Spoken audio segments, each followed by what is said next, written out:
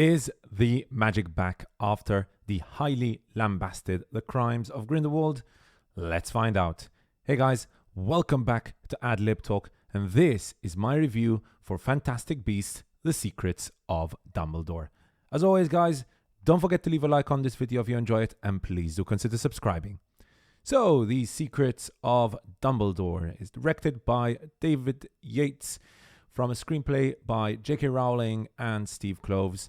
It is the third installment of the Fantastic Beasts film series and has quite an impressive ensemble cast of actors with the likes of Eddie Redmayne, Jude Law, Ezra Miller and Mads Mikkelsen, amongst others. Now, to say that this movie has had a troubled development would be putting it lightly. The first issue started in November 2020 when Depp announced he would not be reprising his role as Grindelwald after being asked by Warner Brothers to resign due to the issues with a libel case, the Depp versus the News Group Newspapers Limited.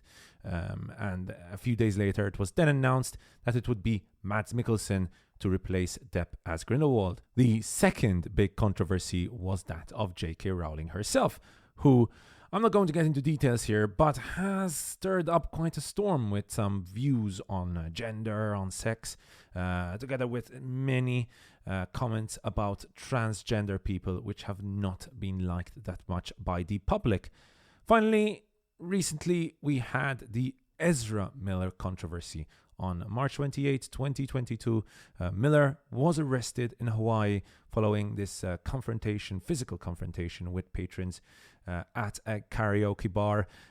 Information kept on leaking and kept on being released. Apparently, this happened quite a few times.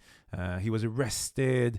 He ended up with a restraining order and he was accused of assault after stealing a lot of stuff, including wallets, credit cards from a couple. As well as apparently threatening to kill them. So yeah, safe to say it's been a bumpy road for this movie, but here I have to judge it on its own merits and not on what has happened before. The Secrets of Dumbledore starts off in the jungles of Bhutan in the 1930s. Newt Scamander is helping a Chilin give birth. This beast is important because apparently it is able to see into one's soul as well as having the ability to tell the future. Credence and some other wizards under orders from Grindelwald attack, kill the mother and kidnap the newborn. However, Newt is surprised to find out that there were actually twins, and so he's able to save the younger of the Chilin. Then we have Dumbledore, who is unable to fight Grindelwald due to this blood pact that they had formed together back when Grindelwald and Dumbledore loved each other quite dearly, it seems. Thus, he recruits Newt, brother Theseus, American mage Lally Hicks, Senegalese French mage Yusuf Kama, and American nomad Jacob Kowalski. This is the team of mages, plus obviously Kowalski, who will attempt to take on Grindelwald and thwart his plan for world domination, as well as stop him from the extermination of Muggles. The plot itself is interesting enough, and there is some solid writing here, thanks especially due to the return of Steve Kloves, who manages to somehow rescue the confusing and confused plot continuation from the second movie of the series. The movie's story has now moved on to the 1930s, and most of it takes place in Germany. Naturally, there's a clear parallel between Grindelwald and Hitler going on here. It's all extremely dark and depressing, but thankfully, it's not like The Crimes of Grindelwald, which was truly far too depressing for my liking. Although I must admit, I did not hate that movie as much as many other critics hated it. Thanks to some fun moments between Newt and a variety of different magical beasts, Kloves and Rowling managed to add some kind of levity to the dark events at hand. Another positive here is that most of the performances are pretty darn good. Jude Law is a fine young Dumbledore in a very understated performance that focuses quite a lot on the relationship between himself and that of Grindelwald. With a title like that, it was easy to predict that we would be seeing a lot of Jude Law, and indeed we do. However, we see very little action out of him. We delve into his fragilities, regrets of things that happened in the past, and all of this is portrayed excellently.